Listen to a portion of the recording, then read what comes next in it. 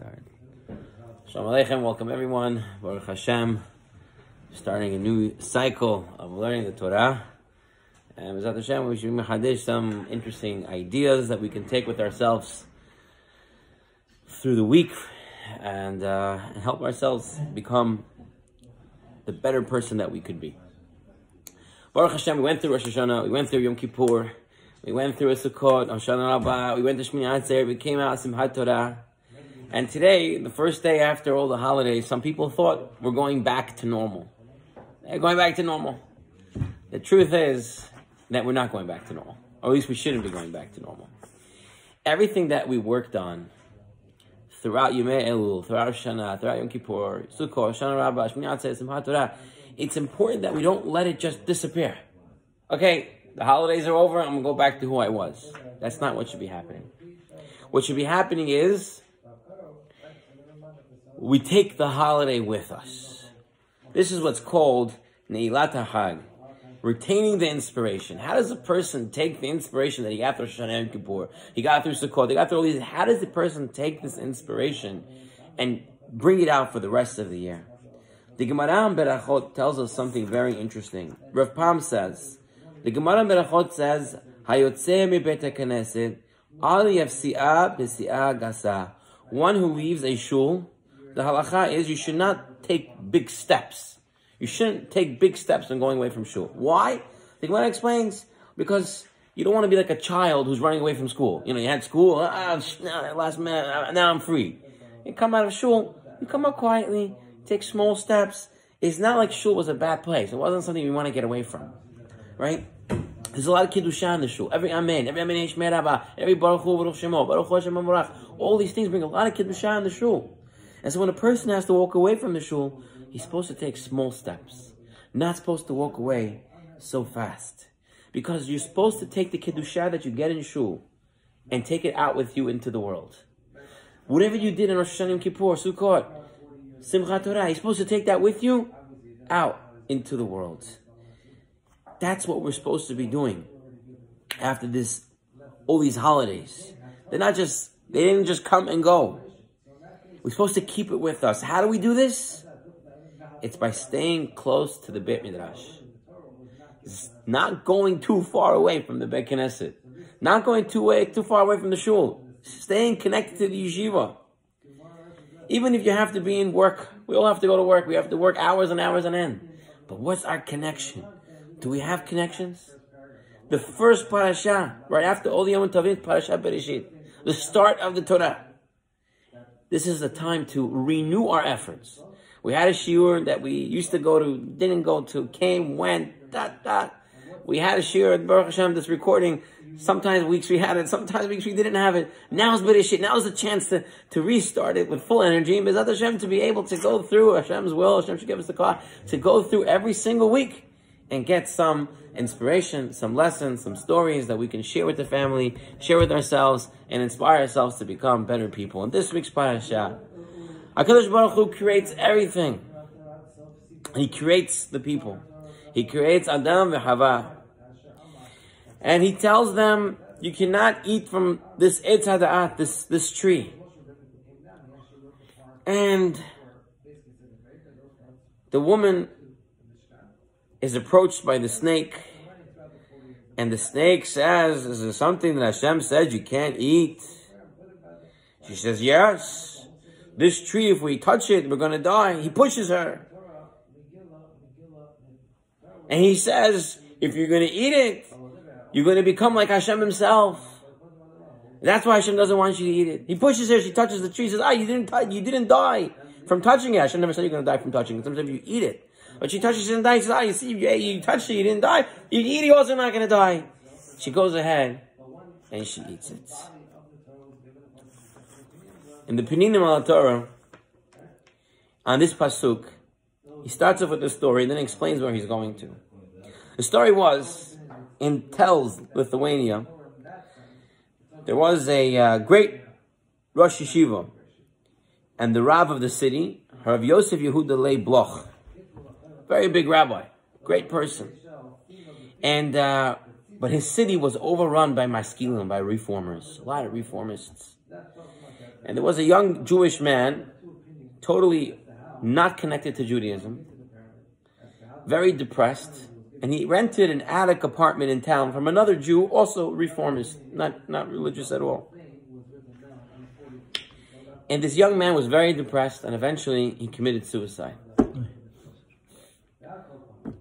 They buried him, and then all of a sudden, that house where he died, the owner realizes that plaster from the ceiling is falling down onto the ground. Every day he comes home, more plaster from the ceiling is on the floor. So, at first he's trying to ignore it, just cleaning it up, but every day, again, it's falling. He doesn't know what to do. He talks to engineers, this and that. No one understands why plaster, from no reason, no leak, nothing happening, it's going to fall. Finally, he listened to his friends and decided to go to the Rosh Yeshiva to ask him for advice. So he went to Rabbi Bloch, and Rabbi Bloch said, it's probably this young Jewish man who died in your attic. His blood went through the floorboards, and the blood wants to get buried. The floorboards are soaked with his blood, needs to get buried. He wants to have a kivurah, wants to get buried into the ground. So you need to take it and bury them. The man said, what are you talking about? Floorboards, this, that. The Rosh Yeshiva says, go home, look under the plaster that fell, and see if there's any blood. He goes home, looks under the plaster, and there's actual blood there.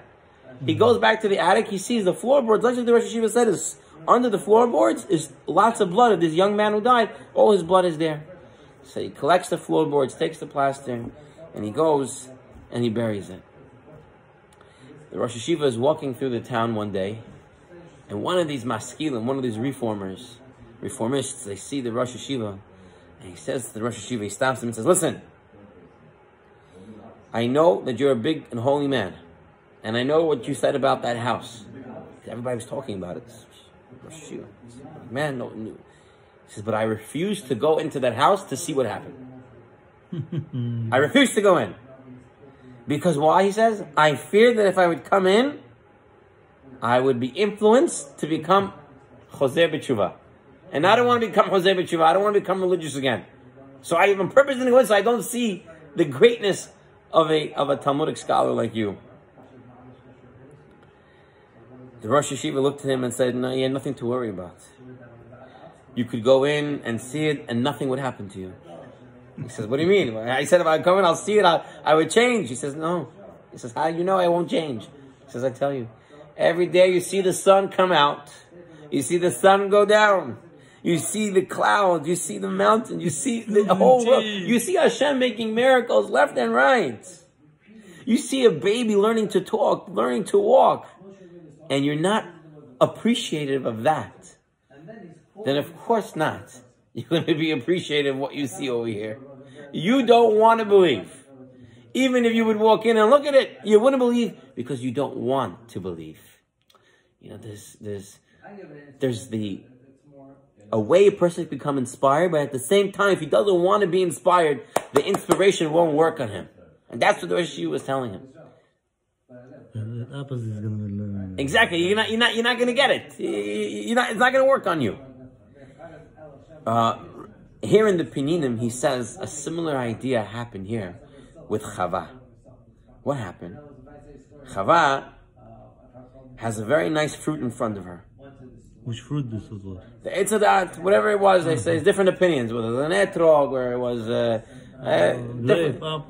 different opinions. It was a wheat stalks. The Gemara goes through different things, what it was. Hashem says everything you can eat, every beautiful fruit's all yours, except for one. It brings death. No problem. I have a million other fruits to eat. One thing I can't eat. We keep kosher. How many things we can't eat? There's one thing you can't eat.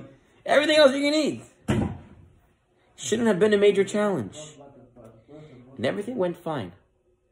Until the Nachash HaKadmoni came. Right? So the Yetzer Hara outside of them came. He came and he said, oh, you're going to become like Hashem. Right? His words, he says, your eyes will open, you become like Hashem. That's his sales pitch. And they buy into it.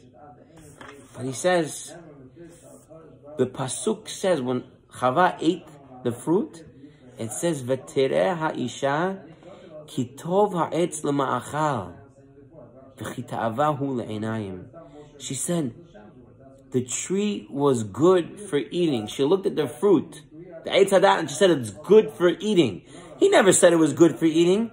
The Eitz Hadat, the Nahash didn't say it's good for eating. He said, when you eat it, you're going to become like Hashem. He never ever spoke about it's good being for eating. He never talked about how good it is to eat. He never talked about the taste. He never talked about that. And yet the Pasuk says Chava ate it. It was a good taste. She wanted to eat it. So here he says as follows. He says, she saw the tree first. She saw the Eitz Hadat. And she saw it looked good, looked nice. She wanted it already. It already was a delight in her eyes. Then the snake came and said, oh, if you eat it, it comes like Hashem. That's all what she wanted to hear. She didn't even want to hear anything else. She already wanted it. Now she had an excuse to take it. A lot of times, person wants something, he doesn't do it, but then someone gives him a push. It even makes no sense. But someone said something. Now I'm going to do it. Not me. Yeah. Now I'm going to blame it on someone else. I wanted it. I wanted it. It tastes good. I looked at it. But someone says something, now I'm going to blame it on them. But really, who wanted it? Because if you really didn't want it, no matter what that person would say, you wouldn't do it. But you really wanted it. Now they said something, now you can blame it on them. He brings another story that there was a yeshiva bacher in yeshiva, and he wasn't the best learner. He was a good guy, good kid, wasn't the best learner. And after having some trouble of learning, the boy decided, you know what, I've had enough of it. And he went off from yeshiva, he went off the derech, put on a ponytail, started doing everything he wanted. No more Torah, no more kashrut, no more mitzvot, nothing. Like this for years. One day he's walking down the street and he sees the Rosh Yeshiva from his yeshiva. And he has nowhere to turn or hide or run. So he sees the Rosh Yeshiva stops and says, hi, how are you? He says, Baruch Hashem, everything's good. He says, where did you go? Rosh Yeshiva says, where did you go? I haven't seen you for a long time. You never even said goodbye. And this Baruch says, listen, Rabbi, the truth is, I was in the yeshiva, I was trying, but you know, I always had so many questions. And one day, I said, you know what? It's not for me. And I left. Rosh Yeshiva said, listen, if you had questions, I was able to give you answers. You didn't have questions. You had answers. You knew what you wanted to do. And then you came up with the questions. You didn't want to keep Torah mitzvot anymore. You didn't want to keep kashrut anymore. You wanted to live what you considered a good life. And then you came up with the questions. This is what the Torah is teaching us. Chava saw, Chava smelled. She saw the Eitz Hadat. Looked good, smelled good, everything good. She had a desire to eat it. But once she ate it, now she had someone to blame. Now she found who to blame it on. She needed someone to blame it on too. A lot of times, Chava's thing wasn't about an intellectual pursuit. She didn't want to become like Hashem. She wanted to taste it. Wanted to see what it's good. And we are still paying the price for this. Because a lot of times, all what it is, it's our desire. We have a desire that we want to get something done. Something that, it doesn't even make sense. If you think about it, the consequences that come with that desire, right? It looks good, tastes good, but you know it's going to kill you. Right? How many people still today? How many tavot, how many desires people are doing today? It's because the desire is there. The intellectual pursuit, person could know. I was reading the other day, I say I didn't prepare this, I was not reading the other day that there was a rabbi traveling on a boat once, and there was way back 50, 60 years ago, and one doctor, at the time, they thought cigarette smoking was very good. They thought it was good for your nerves, it was considered healthy to smoke cigarettes. And there was one doctor on the boat, gave a speech to everyone, explaining how cigarette smoke is dangerous. After the speech, the rabbi saw this same doctor smoking a cigarette. He just gave a speech how smoking cigarettes is not good for you. And then he himself is smoking the cigarette. So the rabbi walks over to this doctor and says, how are you smoking the cigarette? He says, what can I do? You're right. It's going to kill me. It's not going to kill me right now. It's going to kill me in the future. It's going to kill me later on. So I'm not worried about it. It's the same thing with people. Same thing. The Yetzer Hara here wants to tell us to do something right now. So we rationalize. Okay, later on something will happen. Later on something will be, I'll take care of it later. But the truth is, that itself brings death. Just like Hava, she wanted to eat Eitz Hadat, and it brought death into the world. And the death is, we're still paying the price. Everything that happens. Working at the job that we mentioned, always working, people busy. It's all because of that. It's all because of the Eitz Hadat. All because of a ta'ava to eat a delicious fruit. It's how important it is to stop and think for a second before you run off to do a desire that might come up. Later on in the parasha, we learn about two brothers, the children of Adam HaRishon, Cain and Hevel.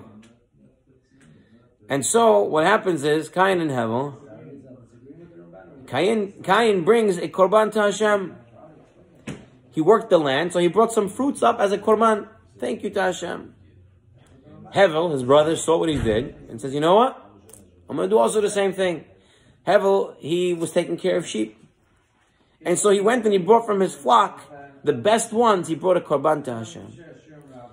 And Hashem took Hevel's korban and did not take Cain's korban. And Cain got jealous. Vayomer Hashem el Cain, Lama charalach v'lama naflu fanecha. Why are you so upset? And why is your face fallen? Halo im tetiv se'et v'im lo tetiv lefeta hatat rovetz. Hashem says to him, is it not true that if you do good, you will be forgiven? But if you do not do good, at the entrance, sin crouches.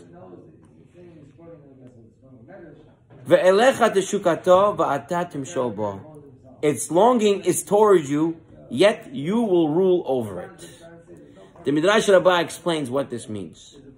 What does this mean when Hashem is telling Cain brought a korban from the cheap stuff. You want to say, I'm going to do tzedakah. So, he brings to the shul the leftovers from his house. Hey, it's tzedakah for you now. Right? That's not tzedakah. That's not bringing a dedication to Hashem. Right? So Hashem's telling him, bring something better. Do tshuva. Do something better. If not, sin is right there. Averah is always right there at the door. The Midrash says, in the name of Rabbi Berachaya, in the name of Shimon Bar Ami, at first a Yetzer Hara is like a nekeva, which means it's the female is more easily overpowered, right? They're weaker. The weaker of the male and the female. The female is the weaker of the species. Afterwards, Yetzer Hara becomes like a male. Becomes like a zachar. Rabbi Kiva said a similar idea. At first, the Yetzer Hara resembles a spider's web. It's a strand of a spider web. Something small. And just with your hand, you can break the spider web. At the end, it becomes like a thick rope of a ship, something that you can't break easily. Rabbi Yitzchak said, at first, the Yetzer Hara is a guest, and afterwards it becomes the homeowner. First it's the guest, and then eventually it becomes the owner of the house. There was once a Magid of Yerushalayim, Rabbi Zion Yadler. He said over this mashal, he said there was once a young man who was trying to fight his Yetzer Hara. He comes over to his rabbi, says, Rabbi, I want to fight my Yetzer Hara. How can I fight my Yetzer Hara? How can I do it? The rabbi says, listen, there's another rabbi in town, big tzaddik. He can tell you exactly how to fight Yetzer Hara. Go to his house. He wrote down the address. Go there. It's the middle of the night. Go there. Knock on his door. He's going to open the door. He's going to tell you how to fight Yetzer Hara. Young man, so excited. In the middle of a wintry night, snowing outside, walks over to that other rabbi's house, knocks on the door. No answer. Knocks on the door. No answer. Knocks again. No answer. Figures, you know what? I wanted to do a mitzvah. Even though it didn't happen, I'm still going to get reward for it. Nobody's home. And he starts to walk out. As he's walking out, he sees the window to the house. Lights are on. The whole family is sitting at the table. So he goes back to the front door and he's knocking again. Dude, bang, bang, bang. Nobody answering. He's knocking louder and louder and harder and harder. Still nobody answering. So he says, you know what? I'm going to give up. He goes back to his rabbi. He says, Rabbi, I went there. I knocked. Nobody was home, I thought. Then I saw everybody sitting. Nobody answered the door. His rabbi says, it's not like that, Rabbi. No, usually he's so nice. He helps everybody. You know, go back in the morning. After Shaharit, go right back. So he goes, prays Shaharit. Right after Shaharit, without even breakfast, he goes right back to that house, knocks on the door, and he rocks hard. You know, he wants to make sure he hears him. Right away, this rabbi of that house opens up, says, please come inside. Sits him down. Yes, how can I help you? He says to him, Rabbi, before I tell you why I came here, I want to say I came last night. I thought you weren't home because I knocked a few times. And then I saw everybody sitting at home. I knocked, and nobody answered. I thought that was pretty disrespectful that you didn't answer the door. I was knocking outside. It was a cold, wintry night. Rabbi says, okay. And what did you come for? He says, I came to learn how to fight my Yetzer Hara.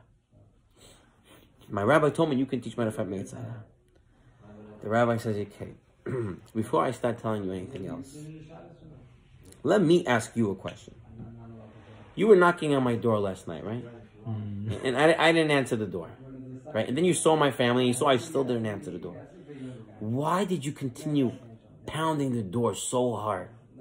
Maybe I was busy. Maybe I had family. Maybe something was going on in my house. Who are you to knock so loud and so long on my door? He said, he was just saying he didn't answer the door.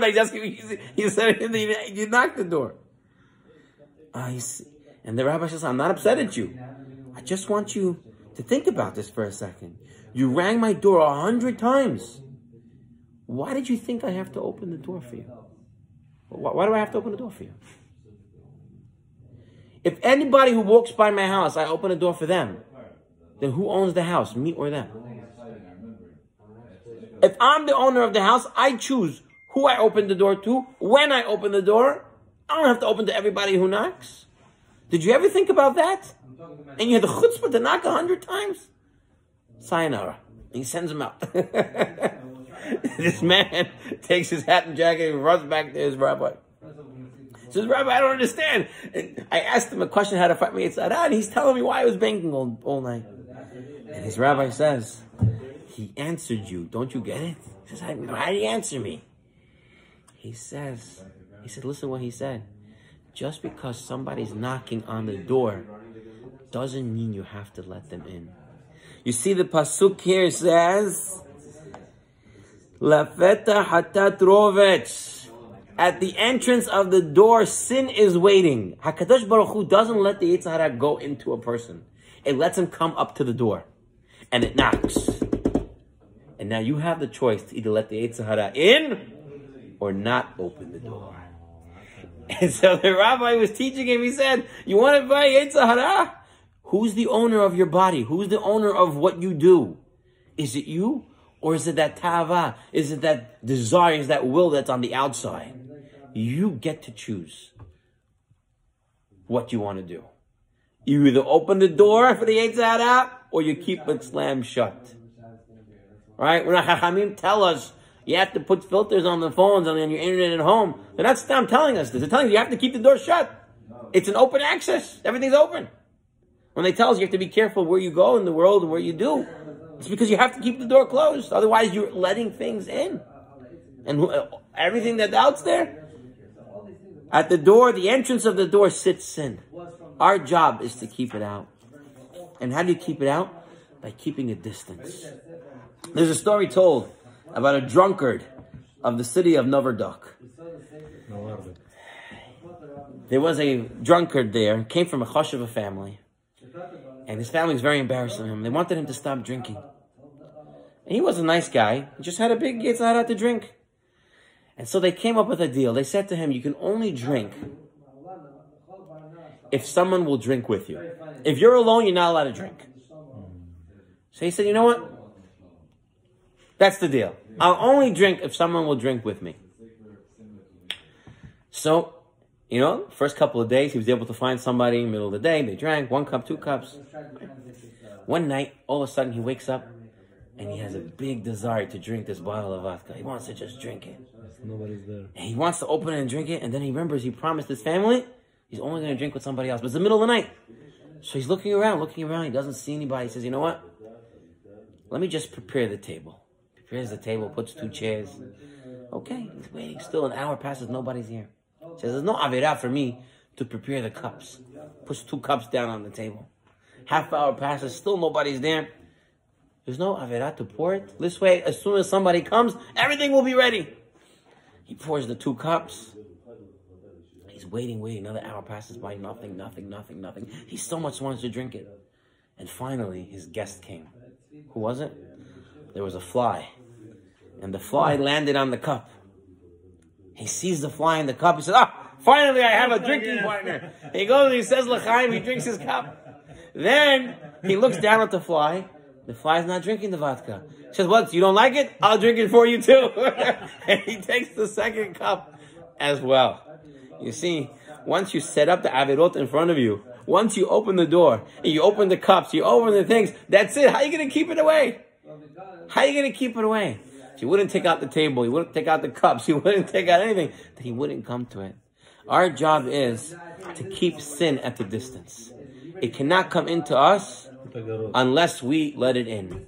Right? We have to make, like you said, barriers, fences for ourselves to stay away from that. Make the door. Right? I once heard that, what did they say? Good fences, right? A good fence around the house makes great neighbors. Right? So it's the same true with the Yetzer Hara. You know, you need the Yetzer Hara in life. In a lot of things in life, you need a desire to do things, but you have to have fences around it. You have to know when to use it and how to use it. I want to share just one more Dvar Torah on the Parasha, and then we'll take any questions if anybody has. In this week's Haftarah, we have the first Haftarah of Bereishit comes from the Navi Yeshayahu.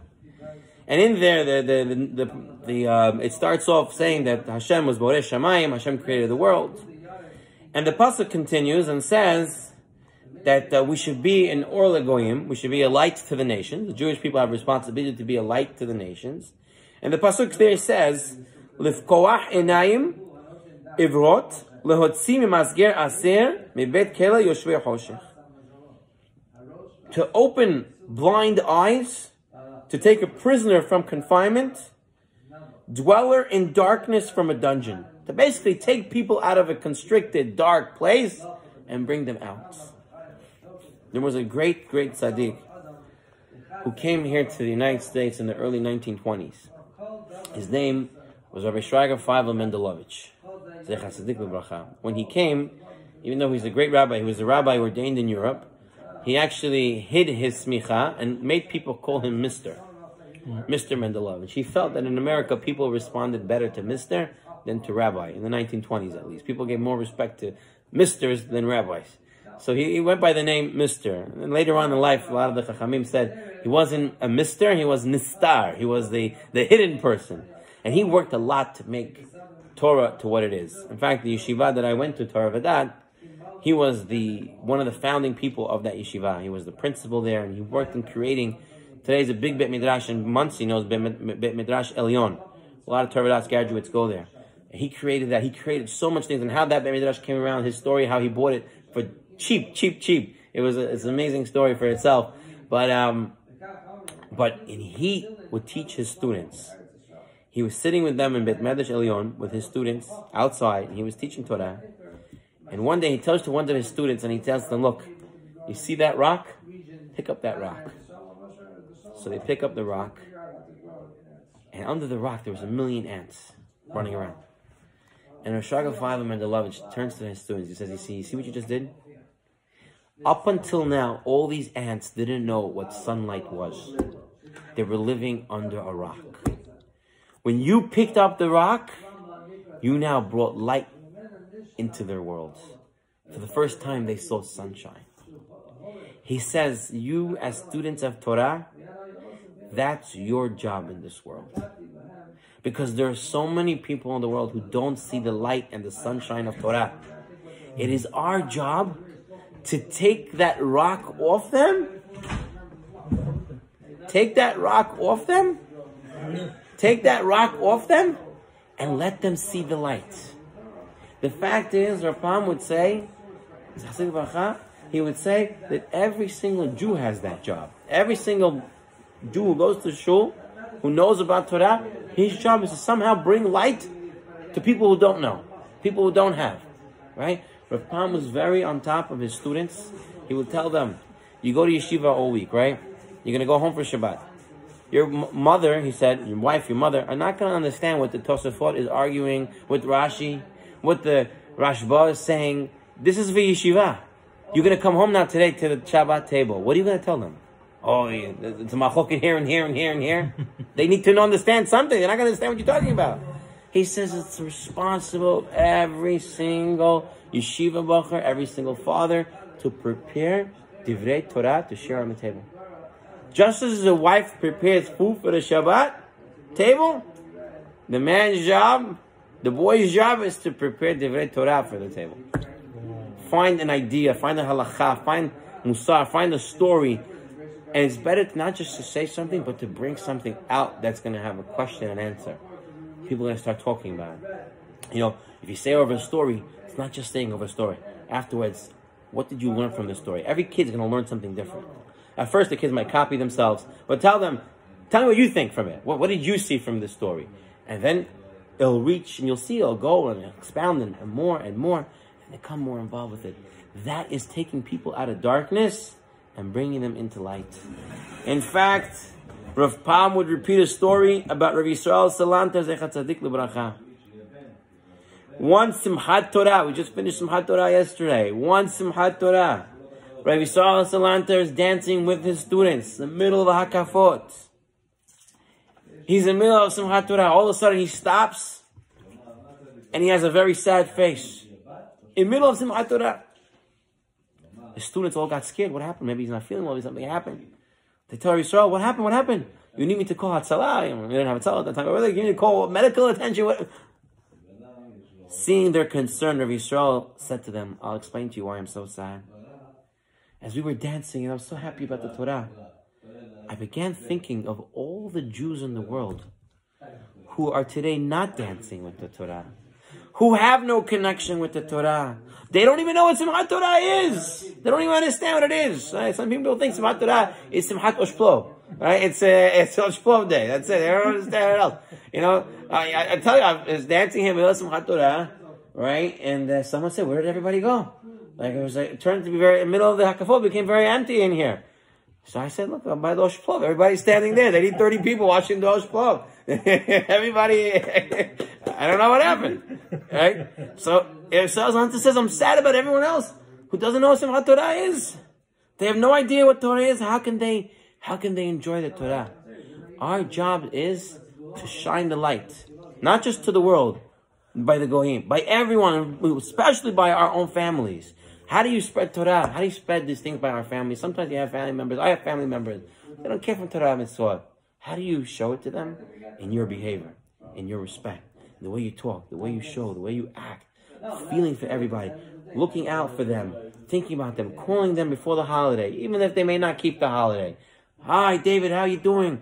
Shabbat Shalom, Chag Sameach. He's calling me, we're having connection. The guy, it's going to bring them a good feeling. They're going to feel a good feeling, and eventually it's going to spill over. I tell you, I know a guy, when I lived for a couple of years in Queens, more than one story of this happened. The guy doesn't keep nothing, didn't keep nothing, no short term, nothing. His family, some of his family members did. They used to come to my shiur. I used to give there, and they invited their brother to come once, twice, 3, 4, 5 times. At first, he came, he was fighting me during the shiur. I was saying something, he's arguing. Baruch Hashem, today, it's already almost 10, 15 years later. Shomer Torah Mitzvot, kids go to yeshiva. His wife is covering it. He's a rabbi. He's like, how? And I didn't even say anything. I didn't even force him to do anything. Never even forced him to do anything.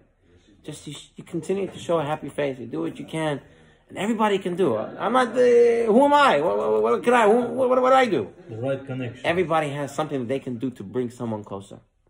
All what you have to do is just show the light. Tell somebody a mitzvah. Tell somebody a Torah. Tell somebody a nice story. Tell somebody a good feeling.